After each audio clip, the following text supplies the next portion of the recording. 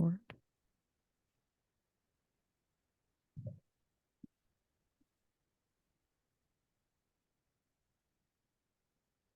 Welcome to episode 115 of the Civil War Breakfast Club podcast. Tonight, I am joined by the guy who I think his wilder days are behind him, but not quite sure. I guess we'll find out. I'm just his co-host named Mary from Canada. I can't think of anything more creative to say about myself. I suck at the intro. Yeah, that was definitely minty effort to say the least. Mary, what can I tell you? What's going on? How are you No, tonight? well, not too much. We are under a tropical storm watch here in New England right now with Hurricane Lee, just a few hundred miles off the coast of Cape Cod right now. So it's a little bit windy here. Hopefully the power doesn't go out, but we're dealing with it and all that. And we are here to obviously record another episode tonight. So to get us started, I'm going to be a really awesome co-host and ask you before you start bitching about it, what are you drinking? Oh my God, thank you. I actually do appreciate that. I really do. I am drinking, it's called Elysian Contact Haze. And I'm drinking this, well, it's from Elysian. I don't know where that is, but I'm drinking it primarily because we're going to have a talk tonight about some contact between the Union and Confederates, okay? Usually that's what we do talk about. Well, thank you so much. I appreciate the kind words. And I am drinking it out of your Chickamauga mug, which I stole so I I could talk noticed. about this. I Yeah, noticed. so there you go. So I appreciate the effort. Thank you so much. And since I'm not going to forget, what are you drinking? I am drinking also from Elysian Brewing, which I think is out of Seattle. I'm drinking Altered Contact, and I'm drinking it out of the North Civil War Champions mug because although, as we know, the end result of the Battle of Chickamauga, which we're going to be talking about the first day of that battle today, the Union doesn't win. But I think Minty and Wilder, the two that we're going to be talking about, they have a pretty good day here. So we can call them champions, I think, for all the hard fighting that they do on September 18th, 1863. Yeah. Oh, It's very appropriate we're doing this. I don't know if you know this, Mary, but the 860th anniversary of the Battle of Chickamauga is coming up on September 18th. yes. But I thought the battle started on September 19th. What are you talking about? Well, that some places you will Huh. still read that it is just a 2-day That's true. battle, but in the last, I don't know if it's in the last maybe 15 years or so, maybe 20 years, that there has been this kind of change to get it into a 3-day battle. And I've always been of the opinion that it is a 3-day battle, especially after visiting there, especially after, reading about it in stuff that Dave Powell has written, and most specifically in Holding the Line on the River of Death, which Eric Wittenberg wrote about what Minty and Wilder do. It is definitely a 3-day battle. And to say that it's just Mhm. 19th and 20th of September 1863 is kind of like, it's like people who say that, the first day of Gettysburg was just like a skirmish. It's Mhm. not, and neither is what Yeah. Minty and we're going to talk a lot about why, what Minty and Wilder do here. It is definitely a battle. Like it's not a full, like, not a full scale battle, but it is the first day of the Battle of Well, I Chickamauga. mean, despite what you may have heard elsewhere, like you just said, Mary, for all intents and purposes, the Battle of Chickamauga had started along the West Chickamauga Creek on September 18th, 1863, thanks to, like you just said, the support of one Colonel Robert Minty and John T. Wilder. Now, what they did, and we'll talk about this in detail, like you said, but what they did to slow Confederate General Braxton Bragg's Army of Tennessee down is nothing short of amazing. And although maybe it's overlooked in a lot of cases, maybe it's safe to say that it's definitely underappreciated, and Mm-hmm. likely because at the end of the day, like you said, the Confederates actually win the primary battle. But before we get into the weeds of this, both literally and figuratively, Mary, we do have to turn back time a little bit If and I set could up how. turn back time. I don't know why I keep saying that. You always do that. But we have to set up how Bragg's army and the Union Army under General William Rosecrans found themselves in the Catoosa and Walker County area of Georgia in September of 1863. This Mm-hmm. is very interesting. Back on July 3rd, 1863, Mary, and heavily overshadowed by the battles of Gettysburg and Vicksburg, the Tullahoma campaign was ending. This 2+ week campaign resulted in Rosecrans chasing Bragg's army out of East Tennessee and to fall back towards Chattanooga on the Tennessee-Georgia border, right? Mm-hmm. Yep. Abraham Lincoln, the guy we mentioned a lot, the guy with the The hat guy we with the talked hat. about, he wanted Union control of the city of Chattanooga more than the Jets want a quarterback right now. That's how badly he wanted That's pretty Chattanooga, bad. That would be right? too soon for some Jets and Oh, Aaron well, Rodgers I'm fans. very sad, very sad, Well, he, and I mean, if you look at the way that Lincoln wrote about Chattanooga, he writes a lot about it the way he wrote about Vicksburg and how important it was. Like, as we all know, he said that Vicksburg is the key.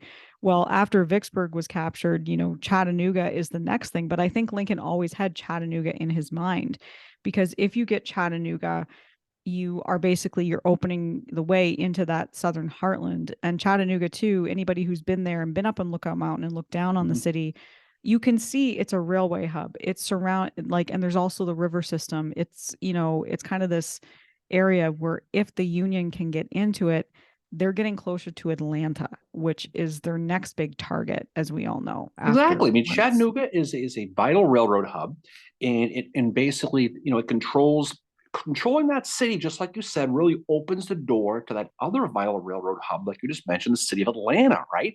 So Chattanooga is a huge manufacturing city in that Tennessee River, and Lincoln knew that if he controlled it, they'd have options, Mary. They'd have Mhm. options, right? Jefferson Davis, I don't know if you know, he was a president of the Confederacy, Mary. He also wanted to control Chattanooga as well for the same reasons Lincoln did. But in the fact of the matter is, it was a huge manufacturing city for the South. Yeah, you gotta have it, right?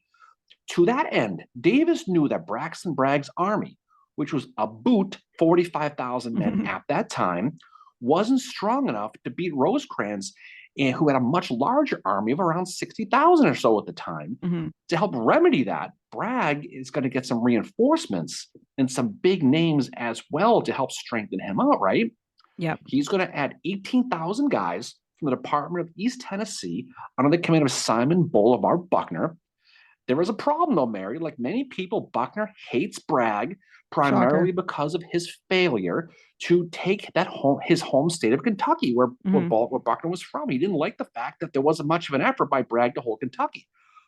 Bragg now has about 70,000 guys, and it gave him confidence that he could maybe mount an offensive now against Rosecrans, despite the fact that Bragg was much more comfortable sitting on his hindquarters and Yep. waiting for Rosecrans to come and take him and come hit him, right? Yep. Yeah, he's sitting there quite comfortably, and this is, after Tullahoma has happened, and he's kind of disappeared, and Rosecrans is getting into a position where he's starting to get, and there's a quote I have from this I'll read later, he's starting to get a little bit overconfident. The one thing I do want to say though about the Tullahoma campaign is that there is something that happens in this campaign, and it's involving technology, the Civil War, and it's the Spencer repeaters. This is where they are utilized by Wilder's Lightning Brigade. And it is this technology, the Spencer repeaters specifically, that are going to factor into what Wilder specifically is able to do on September 18th, 1863. And he mentions that a few times in his writings, and so do his men. Yeah. But that's something that happens. That's an important part of the Tullahoma campaign that Mm-hmm. is factoring into it. It factors in directly to what happens on September 18th, 1863. And I do have a little bit more to talk about John T. Wilder when we get to that. And I'll talk a little bit more about how those Spencers come into being with Mm-hmm. his men. Yeah, the Spencer, we'll talk about that. And that was a big game change. But also joining Bragg's army would be one James Longstreet, Mm-hmm. Mary, fresh off the Gettysburg campaign, where he and Robert E. Lee were on a break, right? On a And break. so Longstreet's battle-tested, army, his corps, along with Buckner, is going to give Bragg the tools he needed really to beat Rosecrans. Now, by mid-August of 1863, Rosecrans is beginning to move his army forward towards Chattanooga through that Yep. brutal Tennessee mountainous terrain, all that stuff we talked about, primarily because Henry Halleck back in Washington is telling him to get a step in and get moving because He's he been doesn't like doing the that. I fact. feel like Halleck's been doing that since, January, since Stone's River ended in January of 1863. He's been Mhm. telling, and Rosecrans, if you read the writings of during the Tullahoma campaign and then during this time as well, Halleck in one part, he's like, you need to move. And then the other part, Rosecrans is like, well, if you want me to move, you need to let me do A, B, or C. And Halleck being Halleck, he doesn't always go forth with that. It's like when Rosecrans during the Tullahoma campaign says, I need mounted infantry because that's what Wilder wants to do. And Halleck is like, mounted infantry are useless. And Rosecrans is like, okay, well, I need you to give me the tools to be able to do what I need to do. I mean, Rosecrans, for the most part, what he wanted to wait, he wanted to gain supplies, right? Mm-hmm. Before moving, as in most of Rosecrans' subordinates agreed with him, except of course his chief of staff, James Garfield. I mean, James Garfield, who was a Lincoln kiss ass, who wanted to do whatever Washington wanted to do, and he did, That admittedly, is he such did. a great way to describe Garfield because it's so funny when Garfield like early or like there was a time when Garfield was not really for Lincoln and then all of a sudden like he just completely turns and he's like I am 100% for Lincoln now. And yes, as you said, he becomes this Lincoln Oh, ass he kisser. definitely does. He, he Yeah. he definitely does. But Rosecrans' plan, for the most part, was he wanted to deceive Bragg out of Chattanooga using that 21st Corps under Thomas Crittenden, the 14th Corps under George Thomas, and the 20th Corps under Alexander McCook, along with Dave Stanley's cavalry. And they're all going to kind of come into Chattanooga from different directions. The Yeah. reason why we're setting this up is because it sets up that future battle we're going to talk about. It Yeah. makes sense. You got to know why you got what you got. And the reason Now, that Rosecrans too, I think I was thinking about this and I was researching for this episode, the reason why he's using deception and feints and everything else is because that is essentially what he does a lot of in the Tullahoma campaign. mm, And as we all know, it works. So he's like, well, this guy seems to fall for this kind of stuff. Let's try it again, you know? it did. It did. The train you mentioned, it took Rosecrans a full week to get to the Tennessee River because of this terrain. He finally basically begins to plan his plan of deception by using John T. Wilder's Lightning Brigade from Mm. the 14th Corps, right? Now, Wilder is going to do things. He's going to pretend to build rafts. He's going to be pounding wood, all these things that he's going to do to make the Rebs think they're building bridges to cross the river. This is north of Chattanooga. Yeah. He's going to also use his artillery commander, Eli Lilly, and begins to bombard the city from a place called Stringer's Ridge. Now, Mm-hmm. these actions are designed to fool Braxton Bragg into thinking Rosecrans was attacking Chattanooga from the north. Now, the thing about it, though, is Longstreet doesn't know that Bragg is reinforced. And if you're Rosecrans, you're thinking, okay, this is the guy I beat at Stones River. Yeah. I basically chased you out of Tullahoma without a shot, basically. He's Mm-hmm. thinking his confidence is low. So Bragg did get more reinforcements, 9,000 men from John Breckinridge and William T. Walker, who was nicknamed, of course, Shot Pouch Walker, we'll talk about. Now, Rosecrans' army was actually spread over a 40-mile radius Yeah. at this point and was very, very vulnerable to attack. But the thing about it, Mary, is his deception worked. On September 9th of 1863, Braxton Bragg is going to evacuate the dance floor, as you like to Yep. say, from Chattanooga without a fight. And he's going to move his army south along the Lafayette Road towards Lafayette, Georgia. So if you're Rosecrans and you see this, you're under the impression that Bragg is completely beaten. He's completely demoralized after Tullahoma and giving up Chattanooga basically without a shot. I mean, what else are you going to think if you're Rosecrans? Yeah. You're going to be gaining kind of the confidence you need. And when he does take Chattanooga, it is John T. Wilder's men who are in there first. And it's Crittenden who is the one that basically settles there. But as you said, his men are, out in this 45-mile, front.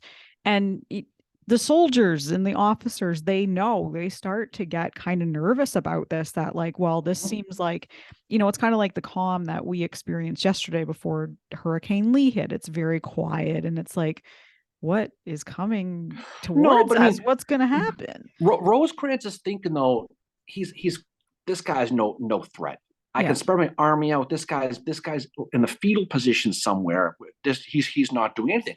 But here's the thing about Bragg though, is he wasn't demoralized. No. And this is the great rope-a-dope of Braxton Bragg. He now has 70,000 men, and he's already planning to attack Rosecrans. And he's going to show this deception as well. And soon he's going to find out that Rosecrans is spread out over this 40-mile Yeah. range. And he's the one who's vulnerable. So figuring this Union commander would see Bragg as kind of a beaten man was probably a little cocky. He is going to actually send some Rebs pretending to be deserters towards the Union line.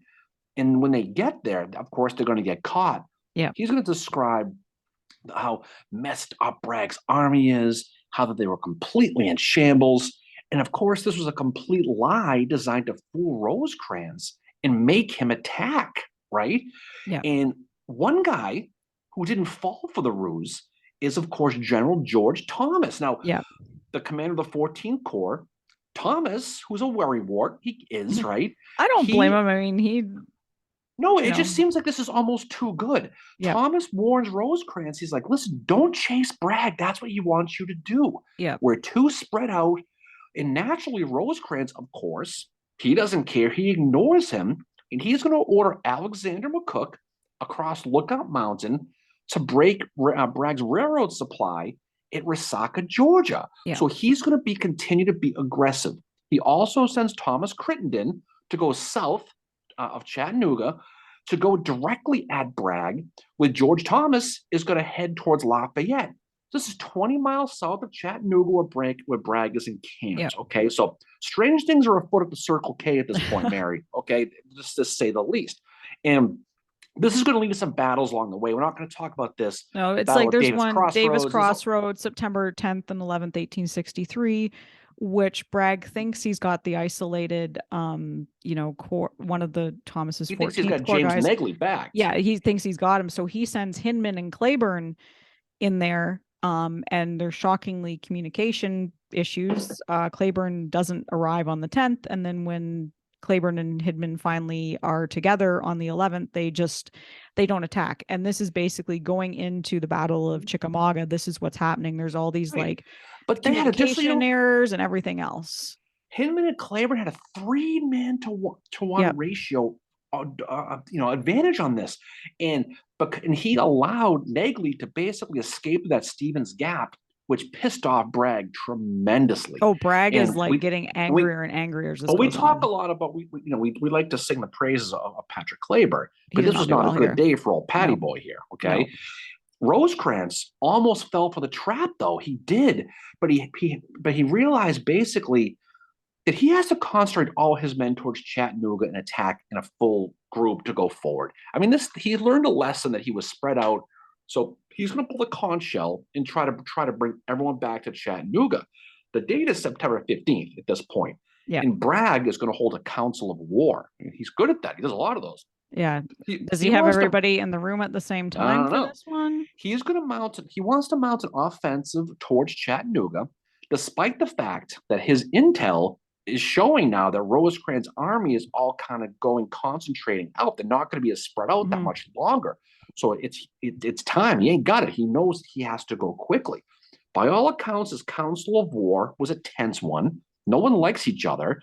And at this meeting was D.H. Hill. He was Leonidas Polk, Simon Buckner, and Shot Pouch Walker. Only imagine the fun-loving group that must have been a really interesting conversation. Yeah. Because D.H. Hill's hated by everybody. He pretty much. But Bragg knows he has to move quick, and he wants to march right towards Chattanooga and turn Rosecrans' left flank and cut him off from his supply lines by getting between Rosecrans and the city of Chattanooga. Yeah. That's kind of what he wants to do. We'll talk about his detailed plans here in a little while.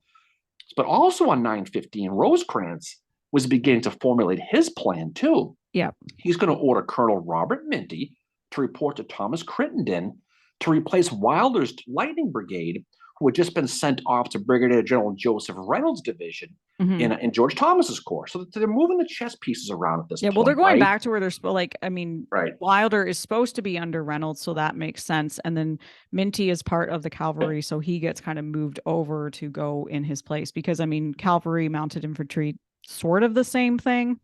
Yeah. Well, it depends. It depends. But Crittenden, in turn, is going to send Minty to a place called Peavine Creek Valley and to cover his left flank. Now, upon arrival, Minty is going to set up his headquarters at a place called Peeler's Mill, is on the east bank of the West Chickamauga Creek. Okay. Robert Horatio George Minty is his name, was actually born in County Mayo, Ireland on December 4th of 1831. He's 5'7" with light brown hair and did not smoke and did not drink. That was his description, right? Minty's father and grandfather both fought with the British Army. His father, also named Robert, was promoted to lieutenant of the 1st West India Regiment in 1836, which consisted of mixed regiments, black and white soldiers. which meant, they basically had to leave Ireland to go for the Caribbean. So they Yeah. moved. His father is going to die in 1848 of yellow fever. Minty is going to take his father's commission. But after 5 years, he resigned. And guess where he moves to? Friggin' Ontario, Yep. Canada. That's where he goes. I He assume lives he, about an hour away from my yeah, hometown in London, I, Ontario. I assumed he dragged his loved ones there because he liked Tim Hortons coffee. We don't know, but that's probably what it was. But he gets a job at the Great Western Railroad Company. And in 1858, Minty was transferred to Michigan, and he's going to work for the Detroit and Milwaukee Railway. Minty, now with his wife Grace Ann and daughter Anna, they found themselves now in the United States on the brink of the U.S. Civil War. Now, when the war starts, Minty's eager to sign up. I mean, he's got a military background, so he's interested in that. He will immediately be appointed lieutenant of the 2nd Michigan Cavalry. Later, he'll be a lieutenant colonel of the 3rd Michigan, and then soon later, he'll get the big chair, the colonel of the 4th Michigan, 2, 3, 4. He goes right up Yep. the line. Okay. Minty was a fighter, and Rosecrans loved him. After the Battle of Stones River in January in 1863, and right at the beginning of the year, he's going to be leading his brigade on that saber charge at the retreating Confederates, right?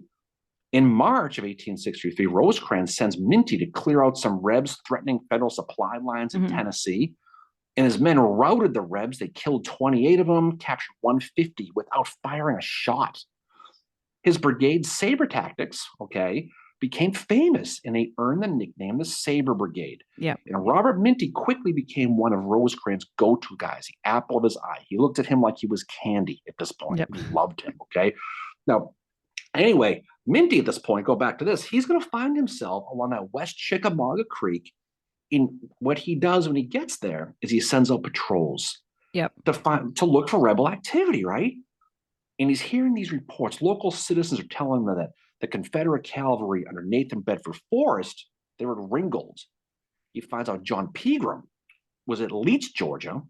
Simon Buckner was at Rock Creek, while Claiborne and Longstreet were in Dalton, Georgia. So he's like, well, you got to be kidding me with this. Longstreet. This is where he starts to be like, has some he has a pucker effect moment. Yeah, like what's going on here? I should probably let somebody know about this. Right.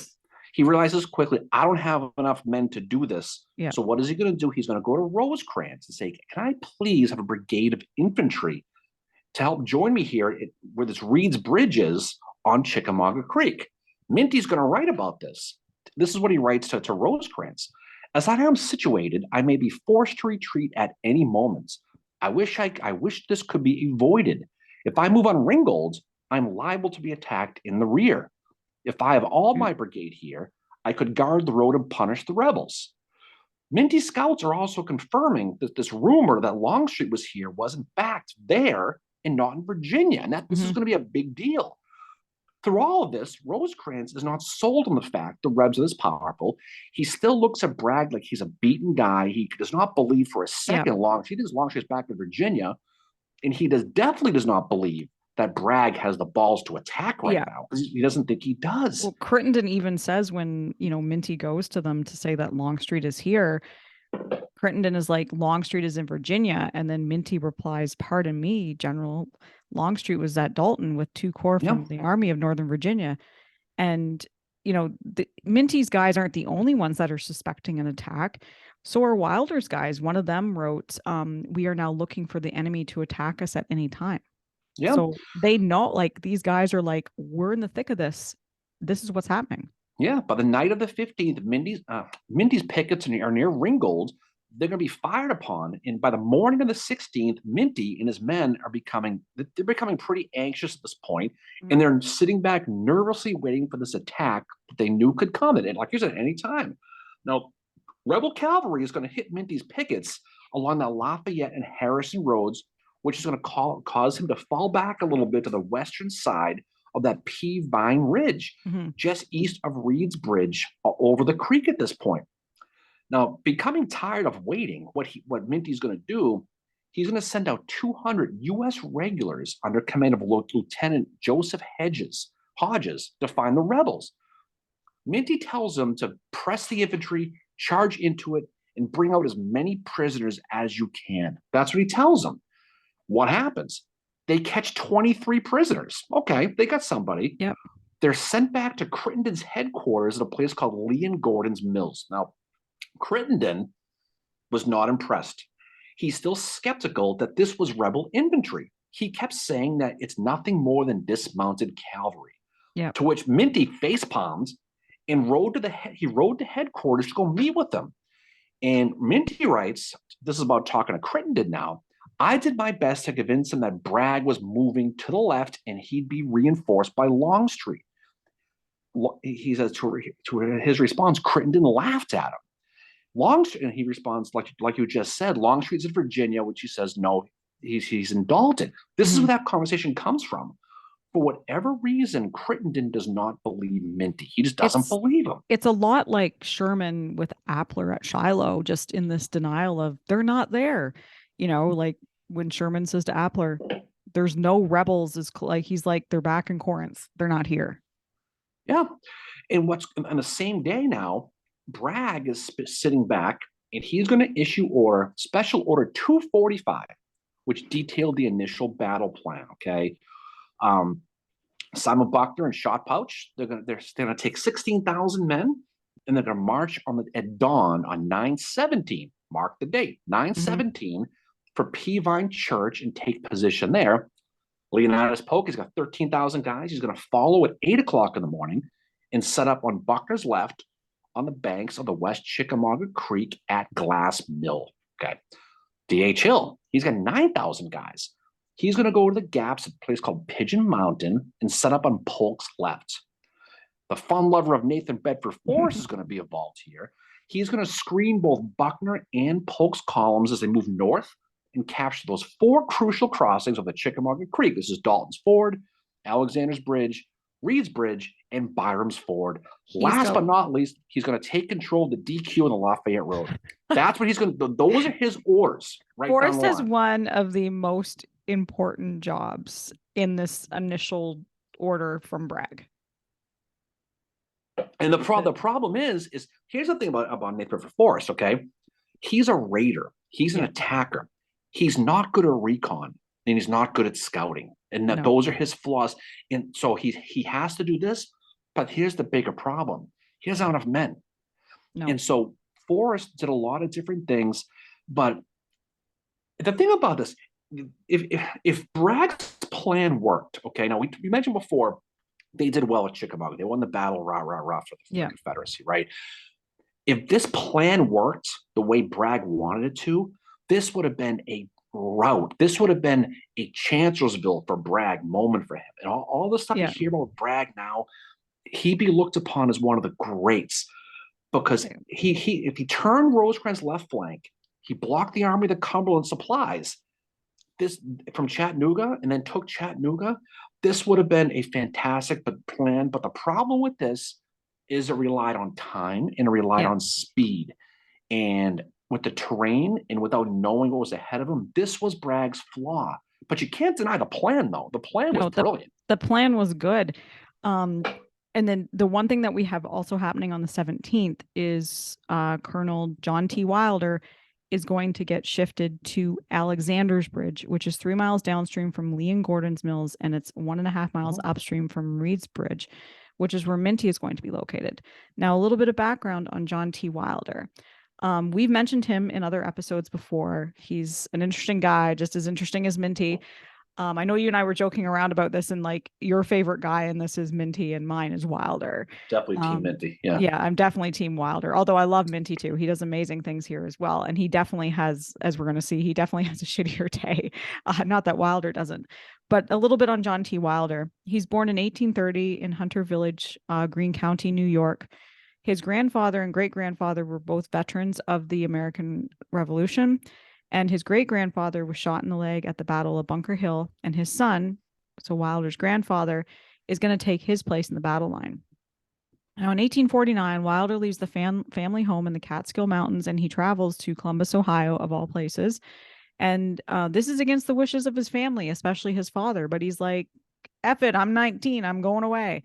He apprentices as a draftsman, a pattern maker, a millwright, and a foundry for 7 years. In 1857, he moves to Greensburg, Indiana, and establishes his own foundry, and he becomes quite successful in this. He's co-owner of a very large foundry. He has six different he has mills in six different states. He's an authority on hydraulics, and he holds patents on a number of different inventions, which I find really cool. Uh-huh. Everybody always mentions Abraham Lincoln and how amazing it is he holds a patent, which is great. That's awesome. We have a president that holds a patent. But there's a lot of other guys in the Civil War. Wilder is one of them that Well, holds many Ambrose different. Burnside. Ambrose Burnside, many different patents are held by them. He marries Mary Jane Stewart before the Civil War. And when the war breaks out, Wilder enlists as a private in the 1st Independent Artillery Battery. And he equips this new battery with 2 cannons that had been cast in his own mills.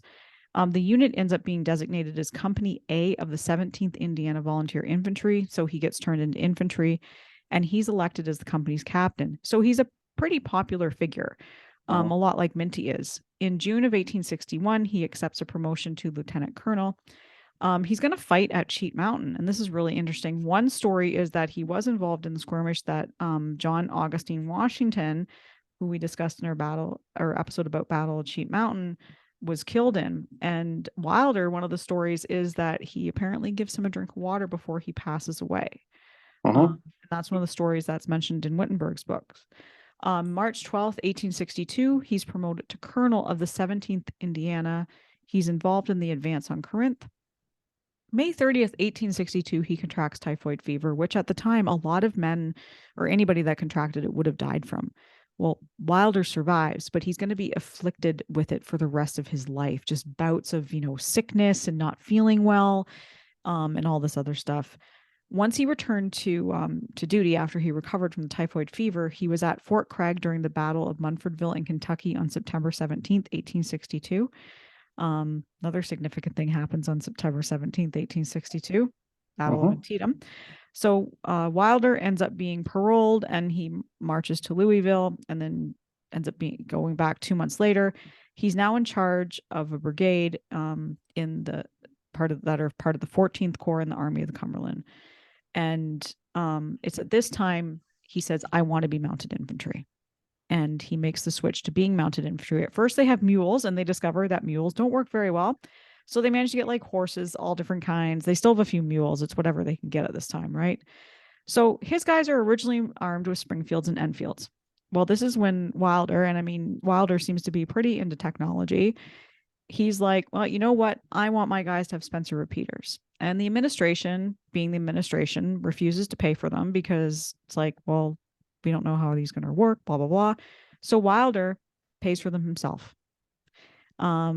And he just believed in the technology. And his thoughts were, if the government would expend the large sums now used to induce men to enlist in arming the men now in the field with this kind of weapon, the rebellion would be, in my opinion, speedily crushed. So using this type of technology, Wilder believes would end the Civil War quicker. So the administration, after Wilder proves that the Spencers are really great weapons for them to have, they finally pay him back for those. Wilder, having mounted infantry, he basically has to come up with the tactics for it because it's not very common in the Union Army at this time. So he uses a combination of Hardee's tactics as well as some of his own that he has to come up with. He always fights dismounted, and he said he trained his command to hold their rapid fire until our opponents were within 300 yards. And they never failed to break their charge. And if it was desirable to advance, we did so at once and in a way that lost less men than we otherwise would have done. And he's also attributing having the Spencer repeaters for part of the success with his mounted infantry. They are going to earn the name the Lightning Brigade on June 24th, 1863, after they capture Hoover's Gap. And it is Rosecrans who is going to give them this name. And he said he directed that the command should thereafter be known as Wilder's Lightning Brigade.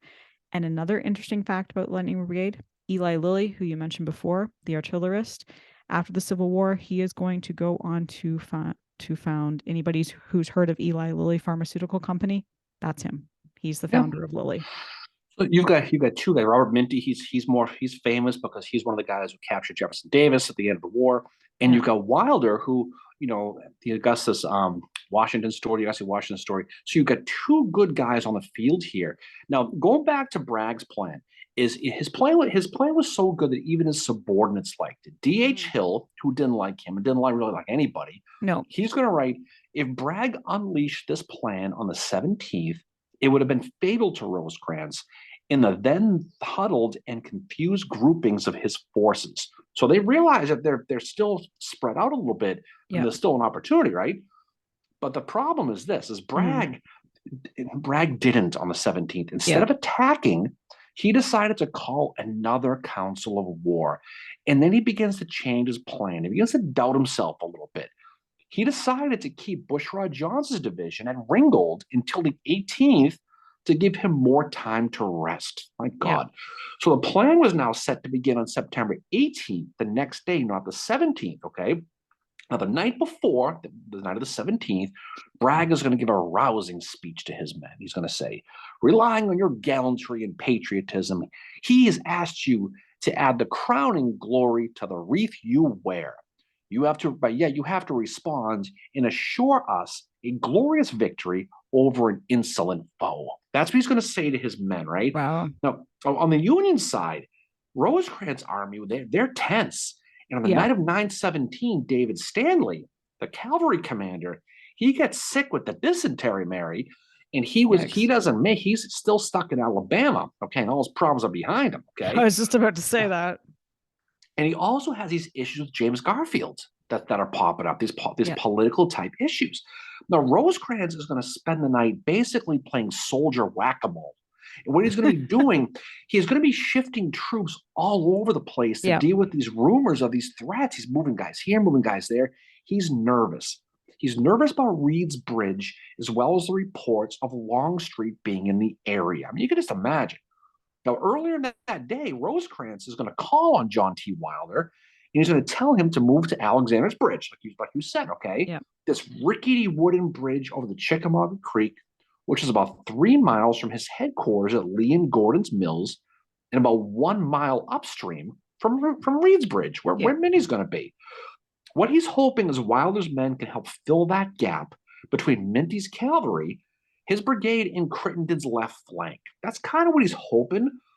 Wilder's now going to have to defend Alexander's Bridge, and Minty was set up to defend Reed's Bridge. And that's exactly what happens with this. Yeah.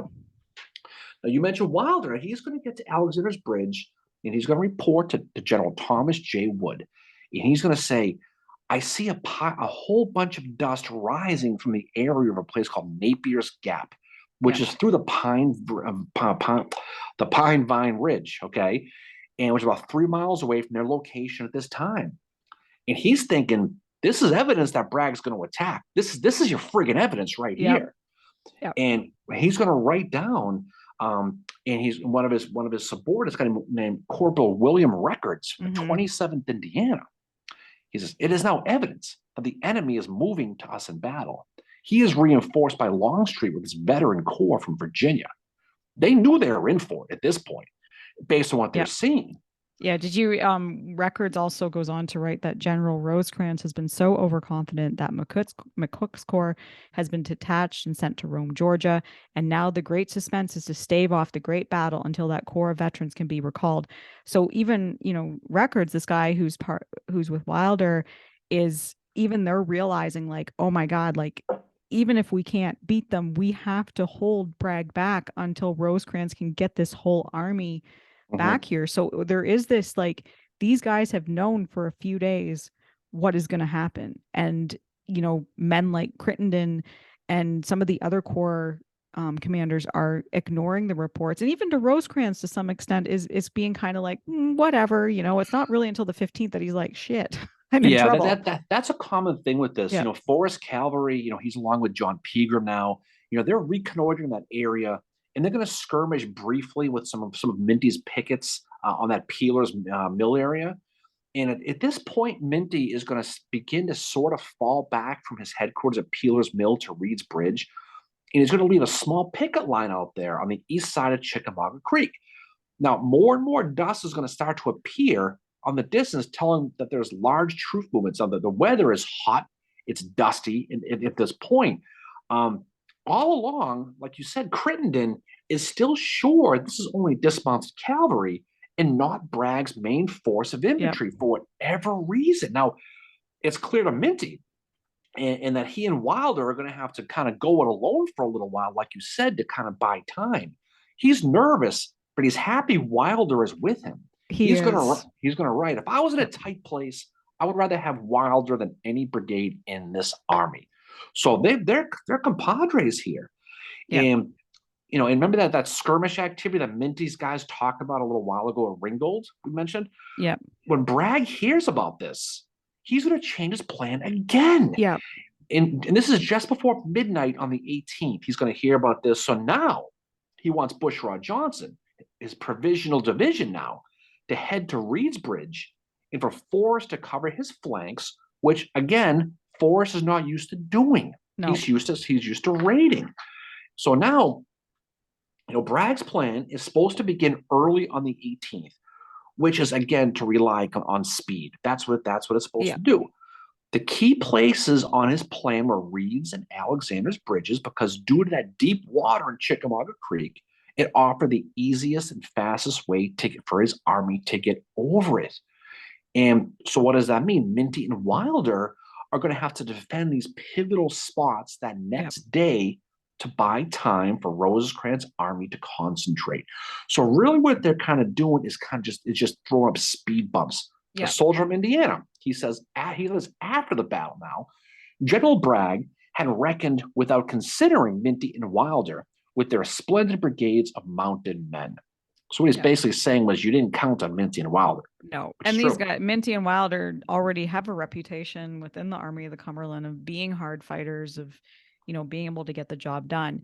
And I think their men, and especially Minty and Wilder, have been mentally preparing themselves for the fact that there is going to be a battle. There is going to be something happen, even though the powers that be, their bosses are like, nah, they're not worried about it. And no. I mean, again, it goes back to I kept thinking of Shiloh and how Sherman had been and how he had been so dismissive of Appler. And you're seeing the same thing happen here, except I think it's on a little bit of a larger scale just that whole, I can't imagine how Minty and Wilder felt when they came to that realization. Minty, especially, that, oh my God, the whole army is there. No one really believes what we're saying, but we know they're there because we can, Minty writes of seeing the dust as well. And, he also says that the Confederate army was moving, not as Rosecrans supposed retreating, but advancing on his position to give battle. And he's writing, that's one of Minty's guys writing that. Even the men are realizing, shit, there's going to be a battle. And let's just real quick, for anybody who's not been at Chickamauga, when we're talking about Chickamauga Creek, we're not talking about Willoughby Run at Gettysburg or Bull Run, places you could walk over. We're talking basically a crooked and deep ravine. In most places, it's over 10 feet to get through. So you had to go over you had to. It wasn't like especially if you go to Alexander's Bridge, if you look on the only way to get across, and it's still the same today, is across the bridge. You can't just be like, oh, I can't cross the bridge, let me go down and just walk across the creek. You can't, because the banks are extremely steep there, and the creek is it's deceiving. It's very deep for a creek, and it's very fast flowing as well. It's a great defensive point. Reedsbridge Road. It's going to cut through Peavine Ridge. It's going to kind of create a choke point in which create a good defensive position and a great place for Minty to fight and buy time for the rest of that army to get into position to keep the bridge out of Bragg's hands. The whole thing's about fighting for the bridge. Alexander's Bridge, like you said, is defended by Wilder's Lightning Brigade. And the only way to cross that bridge in that area was to get over it, because, like you just said, it's deep. There's no other passes. The banks are, I think, in some cases 10 feet down, steep down. You can't, you have to remember, you got to move your artillery. You have horses, you have wagons. You absolutely have to have a bridge to cross. No, exactly. And that's just the way it was. Now, Wilder, he's going to place vedettes, up front to watch the enemy's movement, kind of in like Buford and Gettysburg. They're going to basically allow them to fight, fall back, and delay the enemy. It's called covering force action, is what it's really called militarily, which basically is you're trading time for space, is kind of what it is. Yep. Minty, likewise, is going to also set up these vedettes. They're going to be set up Minty's going to set up his in a 6-mile radius using 500 of his 973 guys. Likewise, they're going to do the same thing. They're going to fight and they're going to fall back as well. But they're going to be in some cases 50 yards apart from each other. Yeah. We're not talking about a picket line. We're talking about vedettes that are way out and spread wide, like an early warning system, kind of like, but just with less guys, but they're going to fall back as well. Matter of fact, Minty and Wilder's vedettes are going to be spread over a 14-mile wide radius, so spread out that when they actually linked up with each other, north of Alexander's Bridge, kind of creating this wide early system of any rebel attack. And then they would fight and they would fall back. Using that many men also meant they had less guys back at the point of primary attack. So when the sun rose on 9/18, the stage was set. Okay. It was all set. It was Friday, September 18th, 1863. It was a cool morning. Minty remained again extremely nervous. He hasn't really slept the night before. He orders his men at 4 o'clock and he's like, in your horses, saddles, all that. Yeah, he does. Bushrod Johnson also is telling his men around the same time to prepare 4 days worth of rations. And at the same time, you're going to break camp right around 4 o'clock in the morning. They're going to march towards Ringgold first and then towards Leeds Tanyard. And then basically what happens is this. Bushrod, remember I mentioned before how Bragg changes plans right around midnight. Bushrod finds out at like 4. He's going to get 3 miles out, and then his cell phone's going to ring. Yeah. And he's going to find out this new change of plans. So now he's got to go back. And this is going to be a big issue because it's going to cost a couple hours. So for the most part, the latest change now has him going basically to Reed's Bridge Road instead, with Forrest as his escort, like we said before. So after crossing Reed's Bridge, they're going to basically go towards Lee's and Gordon's Mills to link up with Buckner and Walker. And at that point, what they would do is they would attack Crittenden at Lee and Gordon's Mills. Now, the problem is this late night change of plans by Bragg. It delays everything because they have to backtrack 3 miles. They got a counter march. They do. So by 6 o'clock in the morning on the Union side, Minty has sent 100 troopers from the 4th U.S. Regulars to Leeds Tanyard and 100 troopers from the 4th Michigan and 7th Pennsylvania towards Ringgold, and then rode out to inspect these vedettes himself. So he's going to check out the scenario. By 7 o'clock in the morning, scouts are going to report that the Rebs are close coming down the Ringgold and Lafayette roads. Yeah. So he knows they're coming. Johnson's division, Bushrod, is going to be led by the 17th Tennessee under Colonel Watt Floyd. And he's in John Fulton's brigade.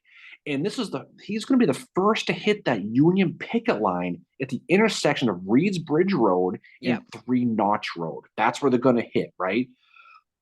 3 Union privates in this attack, Privates Ward, Strap, and Brennan, all from the 7th PA. They're going to be killed here. And this is going to be considered the first 3 deaths of the full Battle of Chickamauga. Yeah. They're going to get credit for that, right? So the 7th Pennsylvania, they're going to do what they're supposed to do. The dismounted cavalry. They're going to fall back in this delaying action designed to do it. Now, Minty's guys don't have these Spencers, but they have carbines. Yeah. Okay. The breech loaders. Okay. They're going to have those. And so they're going to be able to do kind of what Buford did, with the ridges. Yeah. And they're going to fall back but they're going to shoot and they're going to fall back. This action, just like it did with Heath at Gettysburg, is going to significantly slow Johnson.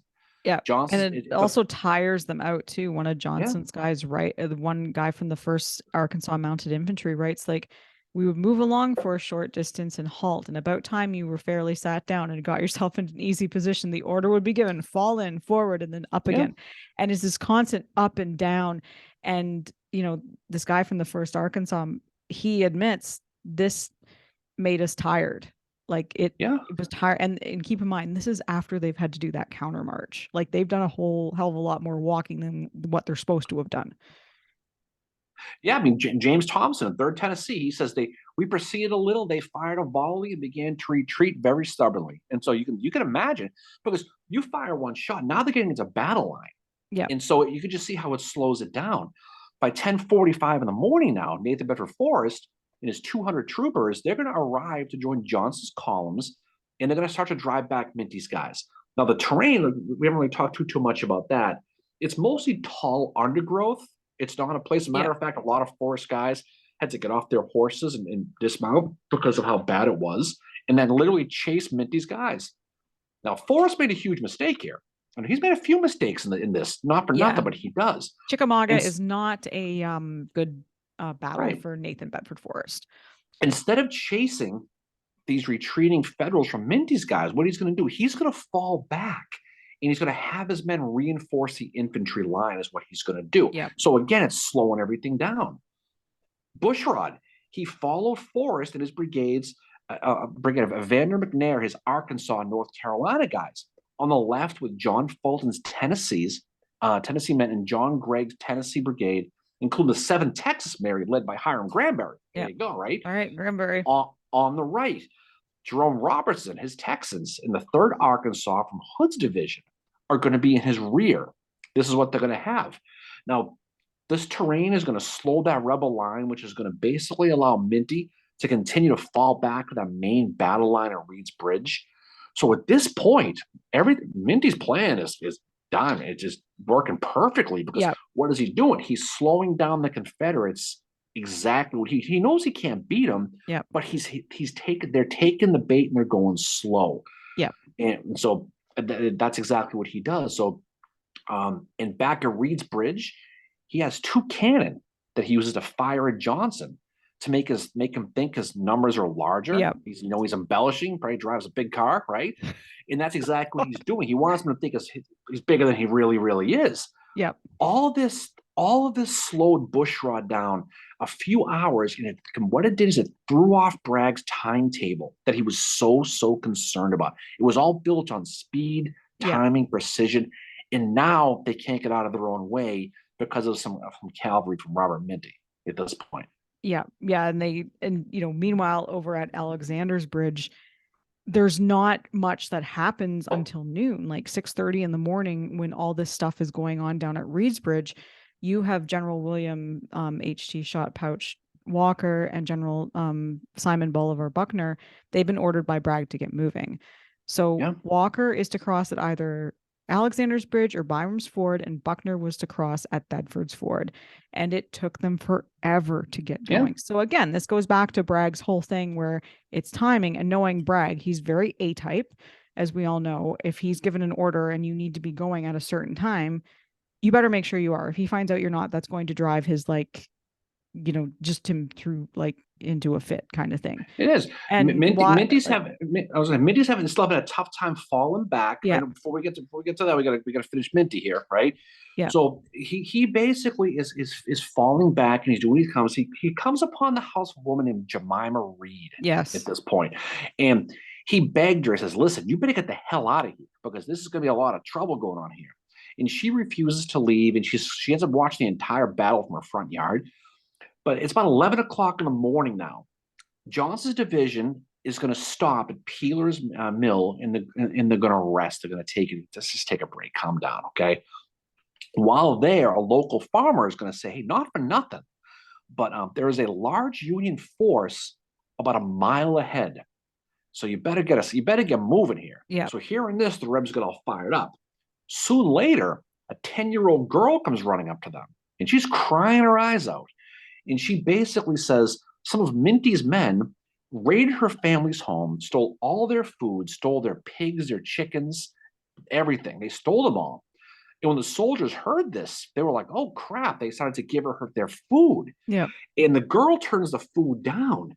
And through her teary eyes, she says, No, you keep that food to yourself. You eat it yourself, and you go on and you kill the last one of them. That's what she said. This is a 10-year-old girl. And the men are like, "Well, you don't got to tell us twice." That instantly fired them up, and they became even more motivated. And as they're moving forward, they start to see the Union dead killed by Forrest men as they're walking by. And now they got piss and vinegar in their veins between hearing this girl's story and seeing these soldiers now. These guys are fired up.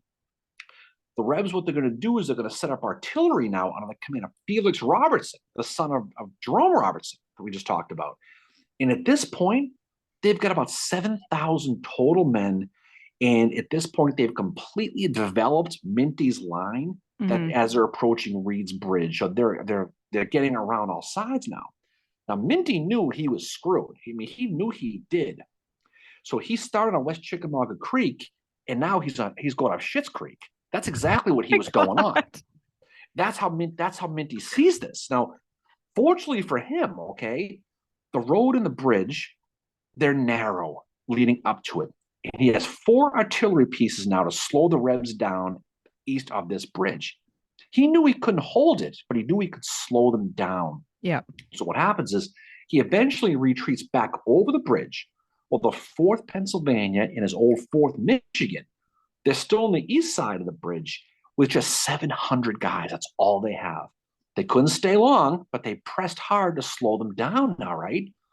Bushrod's right wing, they got within 200 yards of Reed's Bridge for artillery under Griffin's battery. Yeah. Who had those 4 guns, they start firing, boom, boom, boom, and they're going to basically stop them in their tracks.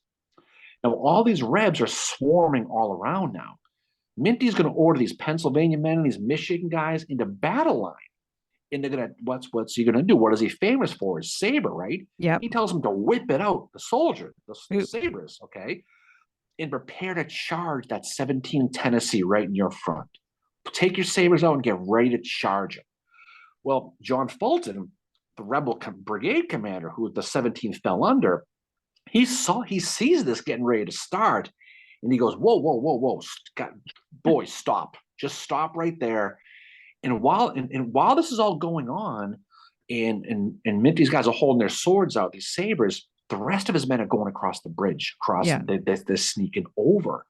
The 4th Michigan, they're going to cover as these men are crossing over the creek. And then what they're going to do is they're going to jump in the creek and swim over to get across. Amazingly, they didn't lose one guy in this. Not one guy getting across. And they covered the full withdrawal of Minty's guys to the west side of the creek. Now, when the men cross, what does Minty do? He orders Ward Davis, those 4th U.S. regulars we talked about, to start removing the planks off the bridge. Yeah. And they start throwing them into the creek. Screw you. You're not getting across this bridge. Minty then falls back and sets up a battle line on high ground west of Chickamauga Creek, right? Yeah. This is just about noon now. Forrest is going to make it to Reed's Bridge, where he's going to make another mistake. See, what happens is he sees a small group of Minty's men about a half a mile south of the bridge. And what he does, he grabs a couple of the 17th Tennessee guys. Yeah. And he's gonna pull 600 guys. And he's gonna say, boys, let's go get them. Let's get them shoes, right? It ends up being a wild goose chase because those Union men give him one of these and they escape across over. And Forrest didn't make it back to the bridge in time for that battle we just talked about. He'll spend the rest of the next little bit of time kind of looking for weak points and crossings. Yeah. And the best part about this, for the Union side, Bragg at this point has no clue any of this is going on. He thinks Johnson, Bushrod, is just taking his friggin' sweet time. And he's getting more and more, anger is rising. Like that meme, right? Yeah. That's what he's thinking. Despite 7-1 odds, 7-1 men, I mean, right? Yeah. Robert Minty is able to defend and slow Johnson's division of Reed's Bridge up to that point. And that's the amazing thing about this, is while this is all going on, we're going to change gears here. Johnson, he's going to basically order Johnson's men to keep moving. Yeah. He tells Buckner and Shot Pouch Walker, their divisions, to get stepping again, get moving. Now, it's funny, Walker, they call him Shot Pouch, right? Because he had so much lead. He kept getting shot. Yeah. And his body was like collected lead. The Civil War, I'll tell you right now, Grumble Jones, Shot Pouch, they had the best nicknames. They really, really did. But then there was the ones that the parents actually gave them, like Sterling A.M. Wood. Sterling A.M. Wood, States' Rights Gist. Bushrod. Probably a different one.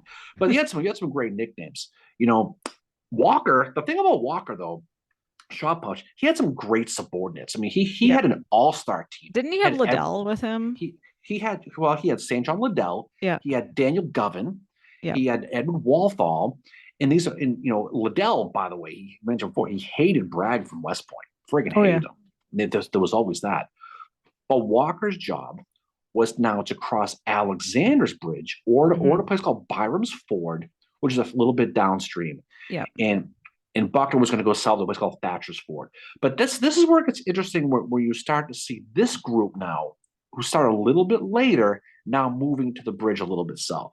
Yeah, and this is like, so these are Wilder's guys, and they've had it, where like Minty has just had like he's been at it since like 4 in the morning, been up, right? Not saying that Wilder's guys haven't, but they've had a pretty leisurely morning compared to Minty. So like 10 o'clock, the 72nd the 72nd Indiana is on the south side of Chickamauga Creek, and they're foraging for food or manning vedette posts. And anyway, some of Forrest cavalry go by them and startle them. They're on their way to Reed's Bridge, and Forrest cavalry chase them for a little bit, but then very quickly, like these guys of the 72nd Indiana, they pull out their Spencer repeaters and just fire at them. And then Forrest guys are just like, F it, we don't have time. And they continue on their way down to Reed's Bridge to where Minty is fighting. So at noon, Alexander's Bridge, there's still not really any fighting going on. And at this point, most of the command is sitting down to have dinner or have their lunch. One guy said, in our own mess, we had eggs and chickens and potatoes and had just got coffee poured in our stomachs fixed for a large square meal. When to our disgust, the bugle began to blow boots and saddles furiously and immediately blew fall in. We had only time to hastily swallow the coffee and gather our saddle and run. So all of a sudden it's like, oh shit, like we have to do battle. And at this point, um, Wilder has sent some of his men down to help out Minty. And this includes some of Lily's guys, some of the 72nd Indiana are down there. So Wilder doesn't have as many men as what he started with. Right. And he's got 4 guns left from Lily's artillery, and he's going to place those in a very dominating position on a knoll near the log house of the Alexander family, 400 yards southwest and overlooking Alexander's Bridge. I mean, no good deed goes unpunished, right? So Yeah. he sends his men to help Minty. He's left with the 17th Indiana, the 98th Illinois, and Yeah. 4 guns. Oh, have a nice day. And you could hear the battle going on. Yeah. And the 17th Indiana, they're guarding Dyer's Ford with that 98th Illinois on the left at that the Red House Road thing, Yeah. the bridge. The 98th is going to skirmish with cavalry from John Scott, so they're going to start to get into it there. And many of those 98 Illinois guys are going to get captured here. And guess where they're going to go? They're going to go to Andersonville. That's where they get sent. So bring Anderson, right? There Yeah. you go.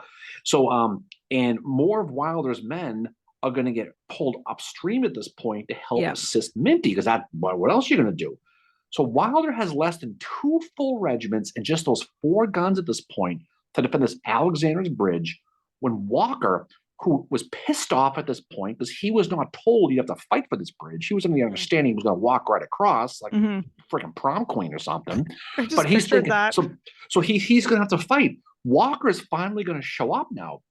He's going to approach the bridge, like you said, right around noon. He has 4,000 men from Liddell's division in his front, right? Yeah. And he's in. And so the one of the Union guys, he writes about this. The rebels came at us so sudden we hadn't had time to mount our horses. So they came on pretty quick against, ironically, Lightning Brigade. Wilder's men, they're going to quickly get in line over that bridge with that 72nd Indiana and the 17th Dismounted Indiana, right? Yeah. Company A of the 72nd Indiana, what are they going to do again? They're going to start tearing up those planks. They're going to start destroying the bridges. Yeah. And they're going to use them not to throw in the creek this time. They're going to use them to build a lunette.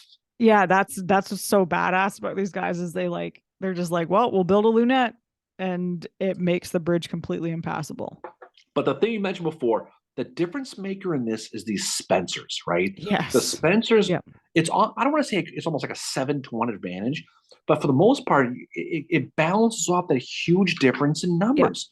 So by 2 o'clock in the afternoon, Shot Pouch Walker, he orders Liddell to take that bridge with Daniel Govan in support. Go if practicable. Do it. If practicable. Liddell orders the brigade of Edward Walthall, his Mississippians, forward to go ahead and go in the lead, go take it.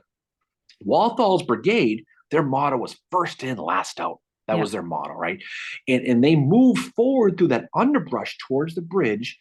Many of the 27th and that 24th Mississippi, they double quicked, hauled ass, ran full speed, and somehow they got confused and lost. And I don't know what the hell happened, but they kind of got mixed up a little bit.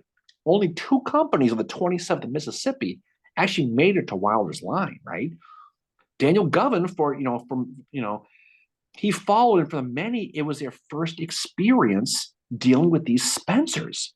One of Govan's men, he's going to say about this: those treacherous Yankees now have a gun that can load on Sunday and shoot all week. You Yep. hear that quote once in a while. It comes from here. That's where it came from. And the assault on Alexander's Bridge is finally underway, while the sounds up the creek at Reed's Bridge are going on. Yep. Yeah. And the at this point, the fighting at Reed's Bridge is slowly starting to wind down. By this point, Wilder or Minty's men have been engaged for, it's going to be at the end of the fighting, 10 hours.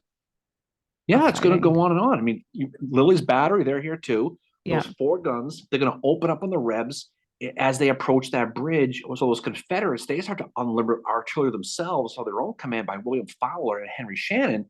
And they're going to try to quiet those guns by Lilly, who's basically ripping this rebel lines to shreds.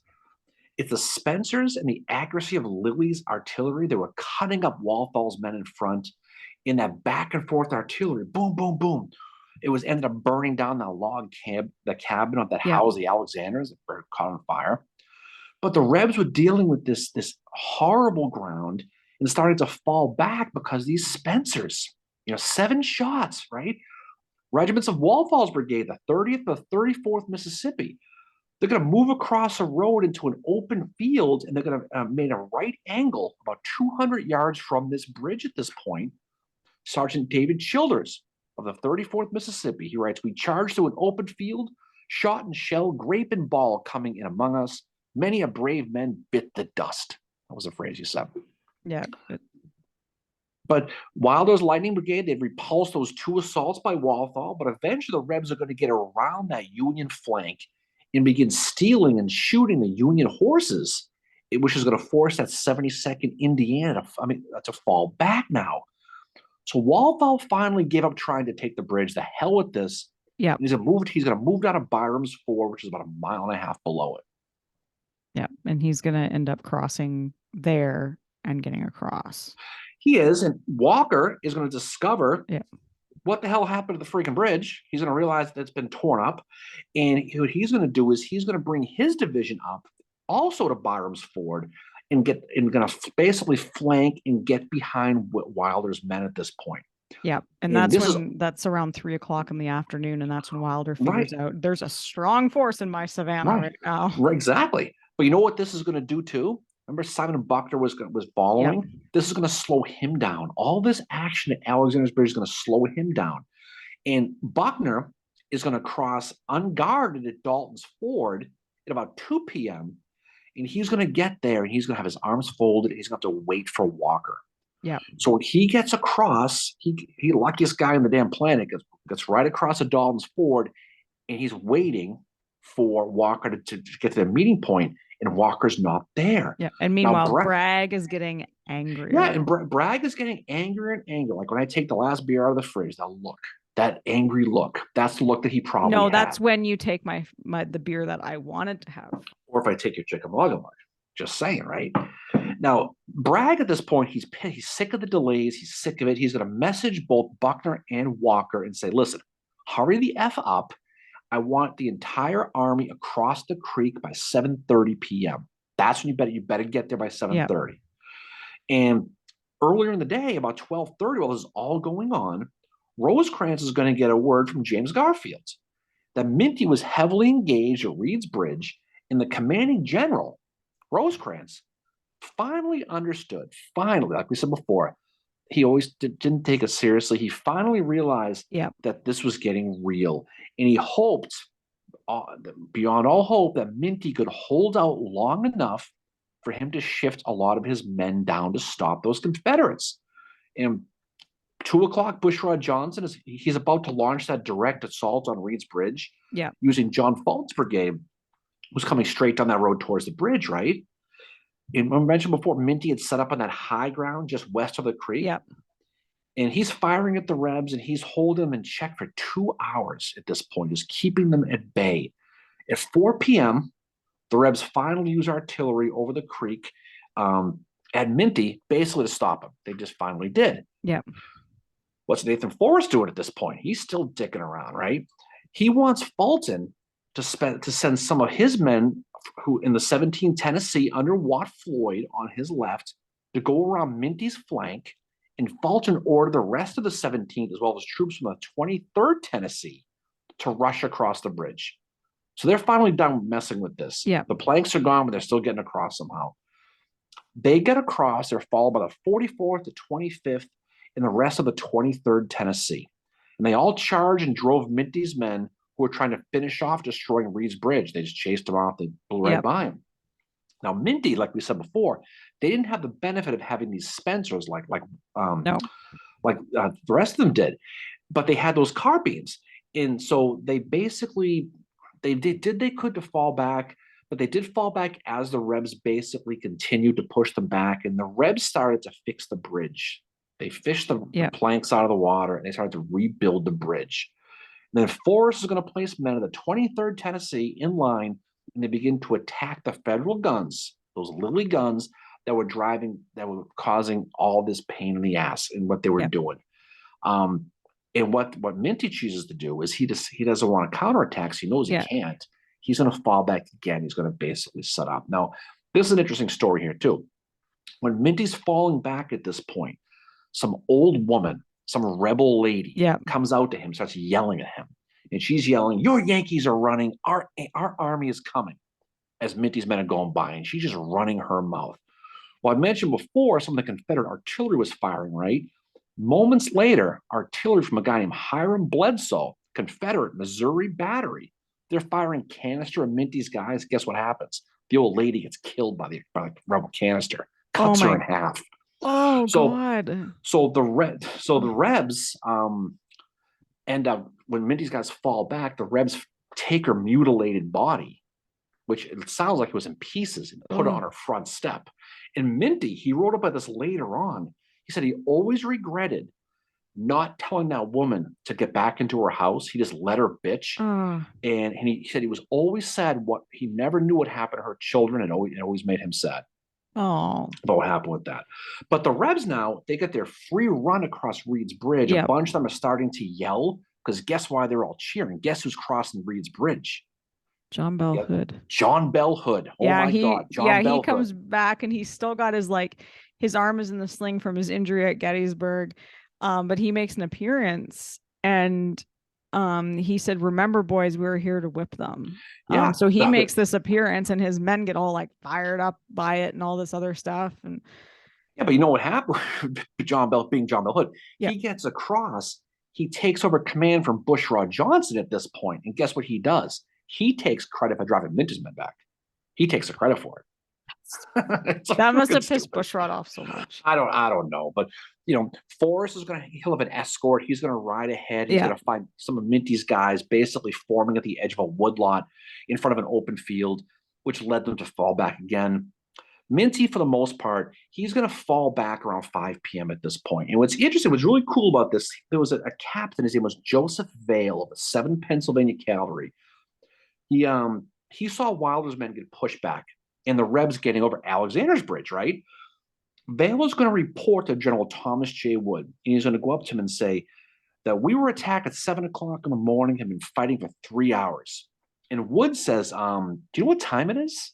The guy, Vale, goes, no. He goes, it's 5 p.m. 10 hours. He goes, 3 hours? You've been fighting for over 8 hours. Yeah. And that's an interesting, just one of those things. That shows how hard Minty's guys fought here. Yeah, and in reality, they had started fighting at, I think it turned out to be 10 hours total that they were fighting. They'd start at 6 or 7 in the morning, and they fought till about 5. And, like you said, it's General Hood that is going to lead the way off the bridge and take credit. But Minty, what he does here and yes, I think it's kind of like, you have to think about it, like Lew Wallace at Monocacy. both Minty and Wilder are going into this knowing we're not going to be able to annihilate Bragg's army. We're not going to be able to, completely stop them, but we can slow them down to basically keep the Army of the Cumberland from annihilation by Bragg's army, but also to allow them to get back so that we are in a better position to fight on September the 19th. Yeah. Bushrod is finally going to get to message Bragg and let him know that they were finally over the bridge. We I'm sure finally got Bragg there, was super you happy. know. And Bragg, what he does, he orders Leonidas Polk to go in. Um, but the thing about it though is this is hours later than expected, and this is Yeah. all thanks to Minty and Wilder. Minty would later say, he said this afterwards to his men. He said, with 973 men, the 1st Brigade had disputed the advance of 7,000 rebels from 7 a.m. until 5 p.m. And at the end of that time had fallen back only 5 miles. 102 rebel graves at Reed's Bridge attest to the effectiveness of our resistance at this point. So, little victory lap there for him. Yep. No, and he absolutely deserves it. And like they end up, so they end up managed to hold long enough for Rosecrans to bring back, I think it's McCook is the furthest one away, bring him back. But then what happens is a mile and a half from Lee and Gordon's Mill is Minty ends up finding Wilder and his Lightning Brigade. And they're in a line of battle facing the northeast. And Minty's going to deploy his troops to the right of Wilder. And they, along with 2 regiments of infantry, filled the gap between Minty and Wilder and hold the left flank of the Army of the Cumberland's position near the Lafayette Road. And they end up building some pretty crude breastworks because they know what's coming. Mm-hmm. Yeah, and so we said Wilder, late in the afternoon, Wilder likewise, he's got troops in his rear. He'll message to Rosecrans and say that, look, we have to fall back. That shot pouch Walker's guys have finally gotten around him, and then he was basically told to withdraw back to Gordon's Mills. Right? Yeah, he's going back to where General Wood is, and like I said, that's where that's where Minty is going to find him. Is with General Wood's guys. Mm-hmm. And Minty goes to see General Wood, and Wood is surprised to see him and says, I thought you got captured. And Wilder's like, here I am. I'm fighting for 10 goddamn hours. Here I am. And Wood and Minty go out to see Wilder, and Wood asked where the Confederates were. And right at that time, the Confederates just open up this volley right in front of Wilder's guys. And Wood says one thing, and it's, by God, they are here. Yeah. Yeah. And I think that's when Wood is one of these Wood is one of these guys that I think was doubting the reports as well that Minty especially was sending in, saying Longstreet's here, they're amassing, there's going to be a big battle. And there was some fighting that night by Hood's men. And they give the rebel yell, they can hear them doing that, but it gets blunted again by Minty and Wilder's guys. I can't imagine how tired they are, especially Minty's guys. They've gone through already 10 hours of fighting. And Bushrod believed from the noise that came from Minty and Wilder's guys that the whole Yankee army was in our front, and he just halts the attack. He does. I mean, 105 rebels were killed at Alexander's Bridge, primarily thanks to those Spencer repeating rifles. Amazingly, Wilder only lost one guy, a guy named Private Jonathan Tuggle from 98th Illinois, and he was killed during that withdrawal. And a lot of the Rebs afterwards at Alexander's Bridge, they also chalked up Wilder's effort to that Spencer. That's what they did. St. John Liddell, he said, I can only account for the disproportion from the efficiency of this new weapon. And Walker, he chalked it up, saying giving credit to his men too. He said, how well I remember your defense at the line of Chickamauga Creek on that dusty Friday before the great battle was joined, when both armies were sweeping towards the goal of strife, Chattanooga. So for the most part, he said, your thin line opposed 2 Grand Army Corps, struggling to hold them back till General Thomas would come. And so he's telling his men, it's not just the rifles, it was the stones you guys carried, which is true. Both Minty and Wilder, for the most part, they were able to hold off Bragg's army all day and cause them to change his plan and allow William Rosecrans to bring up his army, which would result in the next 2 days of the Battle of Chickamauga. But it denied Bragg that slam dunk signature victory that he certainly would have had. It They would have did. destroyed the Army of the Cumberland in a way that would have dropped morale so much in the North. Now it's not great that Chickamauga is not a victory for the Union Army and for Rosecrans, but I guess you could say at least at the end of the day on the 20th, they are sitting in Chickamauga, they are holding the city, and they will hold it, and they'll win it in the battles for Chattanooga that are fought a couple months later in November of 1863. Right, right. But if things went according to plan, Yeah. which of course, is whatever, not going to always happen, how does history change? Bragg, I mean, what Minty and Wilder did, it allowed the Army of the Cumberland, it allowed Rosecrans, Thomas, all of them to get into Chattanooga. Whereas if he got across, if Minty and Wilder were not there or did not defend it as tightly as they could have got between Rosecrans and the city.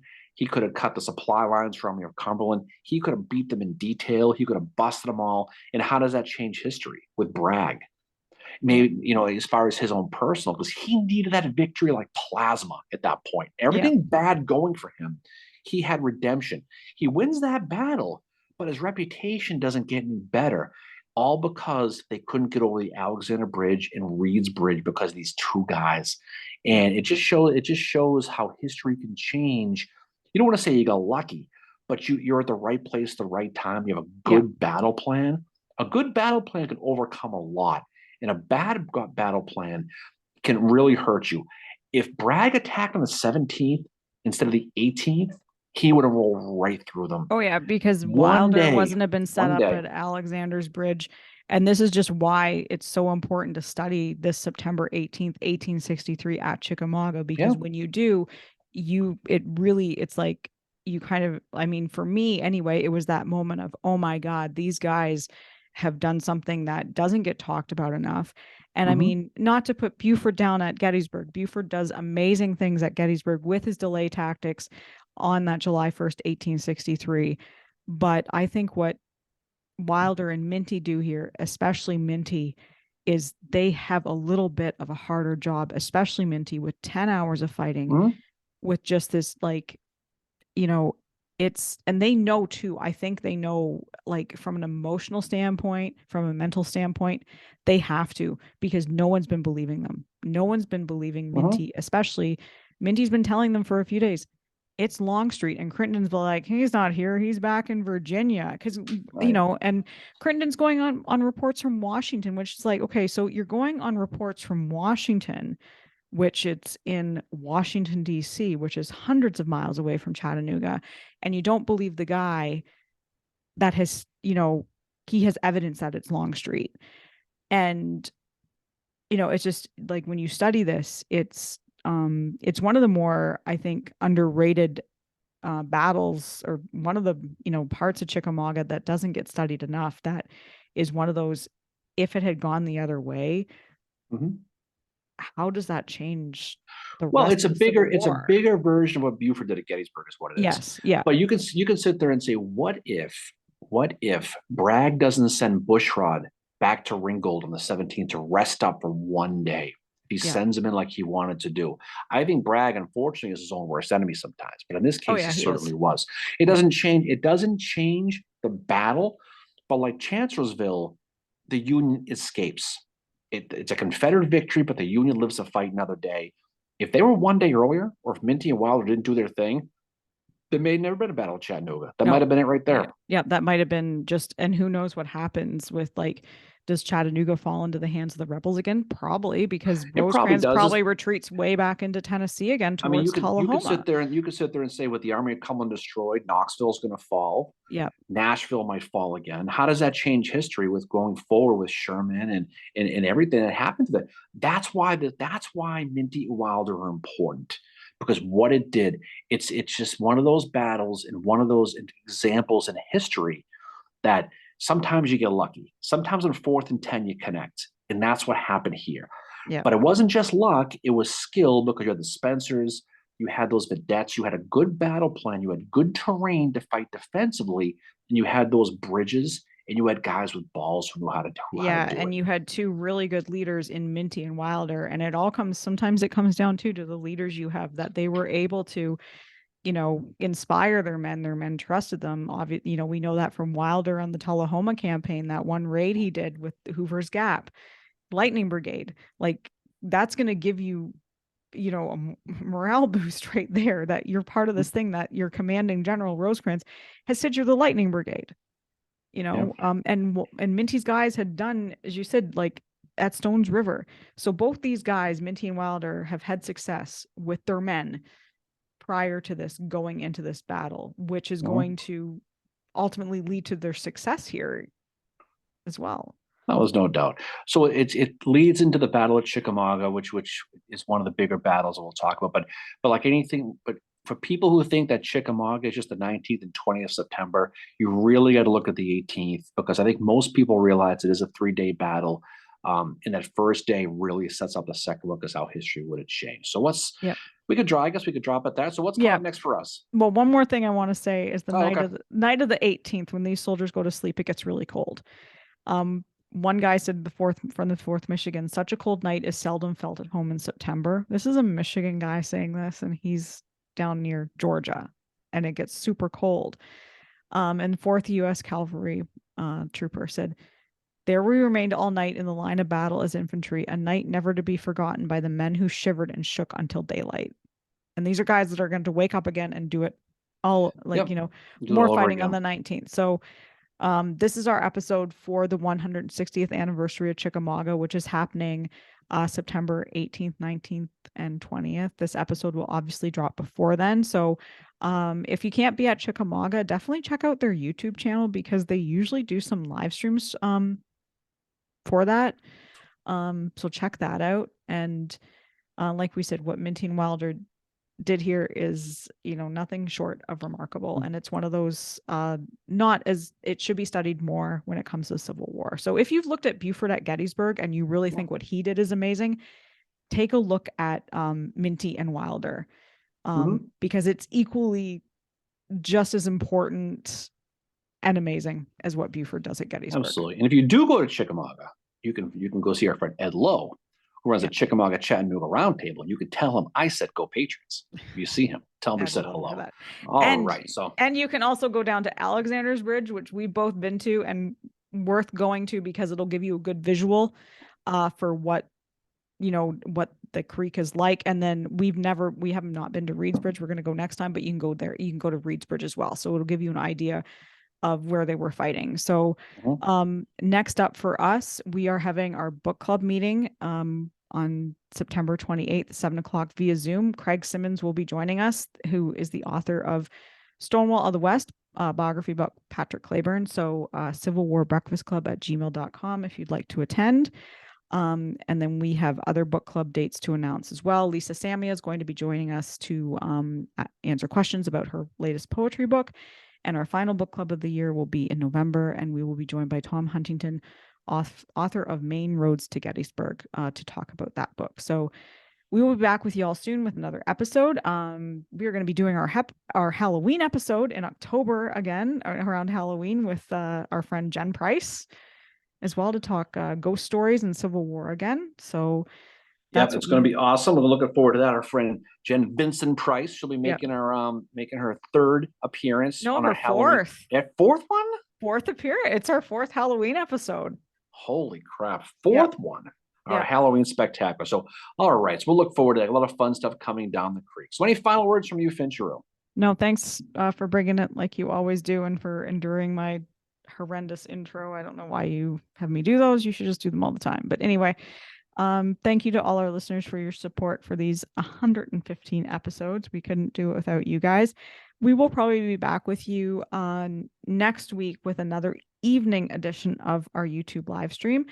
Oh, and quick reminder, next Friday, we will be doing cocktails and cannonballs with the Civil War Museum in Harris, with the National Civil War Museum in Harrisburg, Pennsylvania. Details Yeah, on our we'll Facebook be page about that. So we will be doing trivia, and I think we're going to be emceeing some of the event too. we'll be So emceeing some of the event. We'll be doing trivia. So come on by in Harrisburg. You get to see a lot of cool people. There's a fantastic museum. They got some great exhibits. They're going to have a lot of fun things to do. They're going to have a nighttime artillery display, which would be really cool. You can enter a contest, actually pull the lanyard, fire things you can fire on yeah, Harrisburg. Maybe we can sneak in some real artillery. Who knows? Maybe we'll just give God. those people in Harrisburg a spook. But definitely check that out. It's be a lot of fun. Definitely support them. Support your local museums, but especially the National Civil War Museum in Harrisburg. It is a fantastic, fantastic place. So if you're in Gettysburg, Maryland, wherever, don't be shy. Come on up. Come say hello to us. Have a good time, and we will look forward to seeing you all at that time. All right, Yep. Mary. So why don't we jump off? Have a great weekend, everybody. Stay out of trouble. For people here in the Northeast, hopefully you can survive the Hurricane The Lee, which is invasion. rolling through here. But he is hopefully he'll be rolling through here pretty He's quickly. going to the right. He's going to the right. That's the plan. So, all right, everybody. Thanks for listening. We appreciate it. Hope all is well, and we will talk to you all on the other side. See y'all later. Bye. Peace out. Bye.